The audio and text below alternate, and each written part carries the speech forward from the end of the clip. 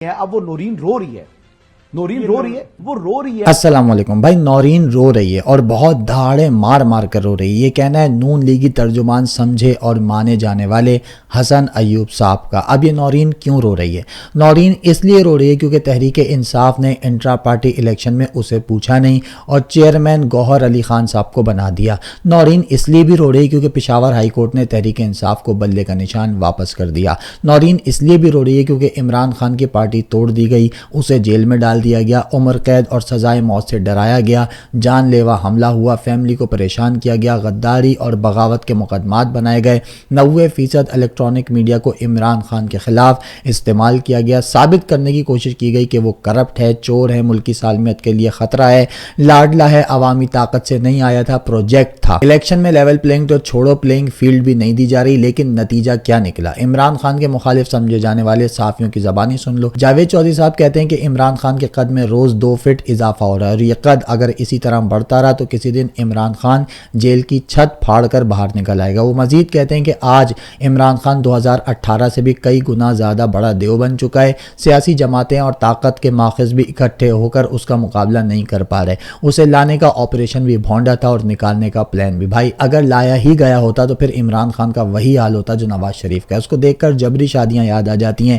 جن کو بڑی مشکل سے، کوششوں سے ڈرا دھمکا کر کرایا جاتا ہے لیکن پھر بھی ٹوٹنے کا خدشہ رہتا ہے۔ نواز شریف کی ایسے ہی جبری 4 شادیاں اقتدار کے ساتھ کرائی گئیں، پوری جماعت کی، 3 نواز شریف کی، 1 اس کے بھائی کی۔ اسی لیے جب نواز شریف کو نکالا گیا تو پورے ملک نے بھنگڑے ڈالے، کہیں پر کوئی احتجاج دیکھنے کو نہیں ملا۔ اسی طرح ایک جبری شادی جو شہباز شریف کی کرائی گئی تھی، اس کی حکومت کے خاتمے پر بھی جشن منائے گئے، شکرانے کے نفل ادا کیے گئے۔ یہ ہوتے ہیں وہ لوگ جو لائے جاتے ہیں، جو ڈگیوں میں بیٹھ کر پہلے جاتے ہیں اور پھر اس کے اجر کے طور پر ان کو حکومت مل جاتی ہے، جبکہ عمران خان جیسے لوگ وزیر اعظم بنائے جاتے ہیں عوام کی مرضی اور پسند سے۔ ایک بار پھر یہی جبری شادی کرائی جا رہی ہے نواز شریف کی عوام کے اور اقتدار کے ساتھ، لیکن یہ شادی اتنے زیادہ جبر سے ہو رہی ہے کہ نصرت جاوید صاحب کے مطابق سہیل وڑائی صاحب انتہائی ڈھٹائی کے ساتھ لکھتے رہے کہ نواز شریف کی قبولیت ہے لیکن انہیں نہیں پتا کہ قبولیت کی بھی ایک گھڑی ہوتی ہے۔ اب بھی وقت ہے نواز شریف کو عزت سے باجو والی گلی سے نکل جانا چاہیے۔ تو نورین اس لیے رو رہی ہے، نورین نے سب کچھ کر کے دیکھ لیا، انتخابات ڈیلے کروا لیے، آئین رون ڈالا، قانون دفن کر دیا،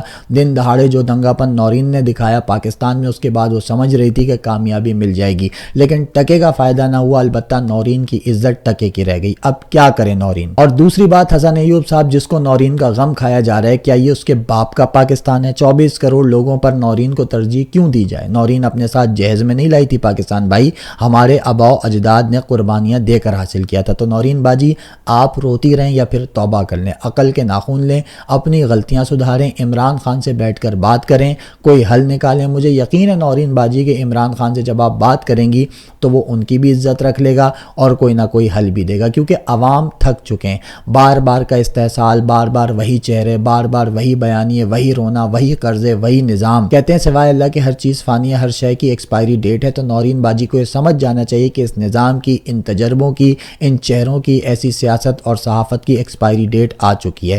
بھلے وہ اس مردہ نظام اور مردہ سیاست کو الیکٹرک شاک دیں، ٹرانسپلانٹ کر دیں، بائی پاس کر دیں، فرق نہیں پڑے گا، کیونکہ سب نورین باجی قیام پاکستان کے بعد سے ہی کر رہی ہیں۔ دھکا اسٹارٹ ملک چلتا رہا، کمپرومائز صحافت اور سیاست چلتی رہی، مگر اب ایکسپائری ڈیٹ آ چکی ہے، کیونکہ نواز شریف نامی یہ سیاسی گاڑی اب کچرا بن چکی ہے۔ 1985 سے 2023 تک اس کچرے کو نورین باجی نے بہت گھسیٹا ہے، اس لیے گاڑی چینج کرنے کا وقت آ گیا ہے۔ شریف خاندان کے ماڈل کی کوئی گاڑی اب پاکستان کو نہیں چلا سکتی، یہ طے ہے، کیونکہ آج بھی اس خاندان کے لیے جو ترقی کا راز ہے وہ آپ دیکھ سکتے ہیں۔ میں محمد اسد عباس انصاری ولد محمد اقبال اپنی تمام تر پراپرٹیز، گاڑیاں و دیگر اثاثہ جات اپنی مرضی اور خوشی سے اپنے قائد محترم میاں محمد نواز شریف کے نام کرتا ہوں۔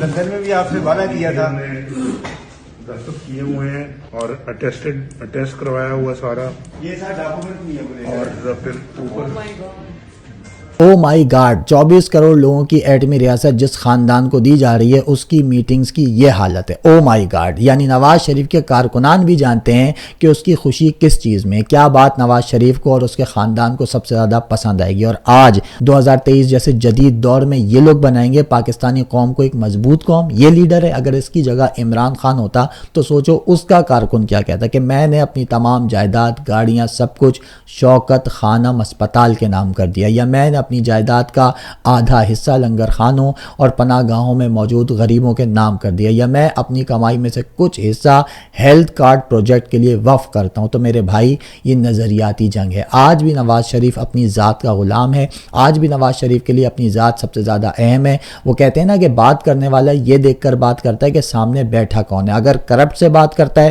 تو پہلے پیسہ نکال کے اس کے ہاتھ پر پکڑاتا ہے، پھر سلام کرتا ہے، اس کو پتہ ہے اپنا کام ہو جانا ہے، اور اگر سامنے ایماندار بیٹھا ہوتا ہے تو پھر ہمت نہیں ہوتی کہ کوئی اپنی جیب سے پیسہ نکالے یا اسے رشوت دینے کی کوشش کرے یا کوئی ایسا کام کرنے کی بات کرے جو کہ 2 نمبر ہو۔ اور جو سوچ نواز شریف اور اس کے خاندان کی ہے، اب وہ سوچ نہ قوم کی رہی ہے اور نہ ایسی سوچ کا بوجھ پاکستان مزید برداشت کر سکتا ہے۔ اس لیے نورین باجی نہ رو، بلکہ وہ کام کرو جس سے بچت ممکن ہو۔ آخر میں ایک تجویز جو علی افضل صاحب نے دی ہے بہترین ہے، کیونکہ لوگ کہہ رہے ہیں کہ یار تحریک انصاف کے لیے اتنی سختیاں ہیں، گرفتاریاں، کاغذات نامزدگی چھینے جا رہے ہیں، تو یقینی طور پر ووٹنگ کے دن بھی مسائل پیدا کیے جائیں گے۔ تو اس کا سادہ سا حل یہ ہے کہ جتنے لوگوں نے عمران خان کو ووٹ دینا ہے ووٹنگ والے دن، وہ جاہلوں والا حلیہ بنا کر ہاتھ میں کشکول پکڑ کر نکلیں، جاہلانہ باتیں کریں، کوئی روکے تو کہیں میں مانگنے نہیں آیا لیکن میری مجبوری ہے، کیا کروں۔ کوئی آپ کو ووٹ دینے سے پہلے پوچھے کہ پاکستان کی ترقی کا راز کیا ہے تو آپ بتائیں کہ عام، اپنے تمام دوست ممالک کو عام بھجواؤ اور ان سے پیسے مانگو، اور جواب میں وہ آپ کو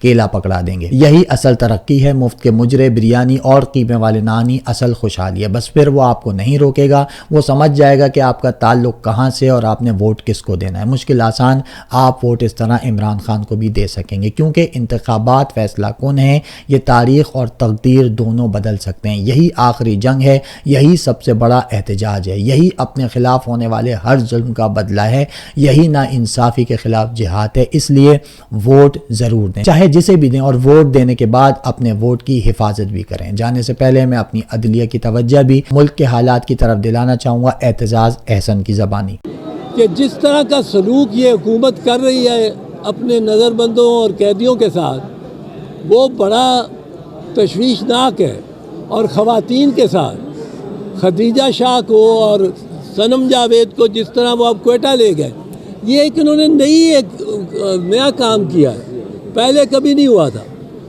پہلے ہوتا تھا جرم اگر ہوا ہے سول لائنز تھانے میں تو عمارت کو آپ چاہے آسمان تک لے جائیں، وہ سول لائنز تھانے میں ہی کا کیس رہتا تھا۔ اور اب یہ کرتے یہ ہیں کہ جو ایک بندہ کوئٹے میں بیٹھا درخواست دے دیتا ہے، وہ کہتا ہے جی ہوا تو کام ادھر ہے لاہور میں، لیکن مجھے یہاں تکلیف ہوئی ہے، یا میں اس سے سہمت ہو گیا ہوں، اتفاق کر گیا ہوں ان بلوائیوں سے جو وہاں تھے، میرے یہاں جذبات ہو گئے، یا ارد گرد کے ان لوگوں میں جذبات پیدا ہو گئے، تو پرچہ وہاں بھی ہو جاتا ہے، اور پرچہ 100 جگہ ہو جاتا ہے۔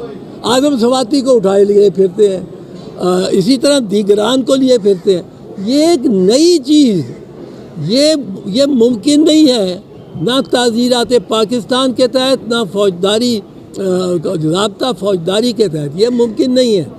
یہ بھی بالکل اللیگل طریقہ کار ہے، اور ایک پرچہ، ایک واردات، ایک تھانہ، ایک پرچہ، ایک واردات، ایک تھانہ، یہ بنیادی اصول ہے، اور اس سے پھیلایا نہیں جا سکتا کہ ہماری عدلیہ میں ابھی تک کہیں نہ کہیں جسٹس AR کارنیلیس کی روح باقی ہے، اور محترمہ مسرت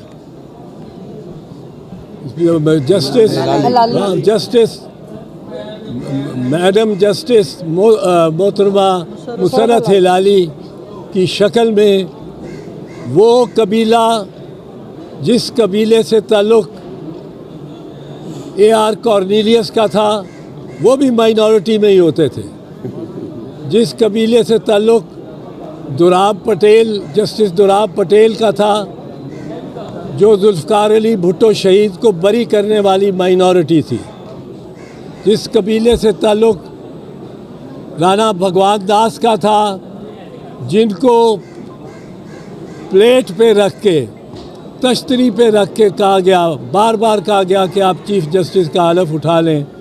उन्होंने कहा मैं हलफ नहीं उठा सकता चीफ़ जस्टिस का, क्योंकि इफ्तिखार मोहम्मद चौधरी को आपने माज़ूल किया हुआ है, पर अभी तक वो मौजूद हैं, ज़िंदा हैं, मैं हलफ नहीं उठाऊंगा।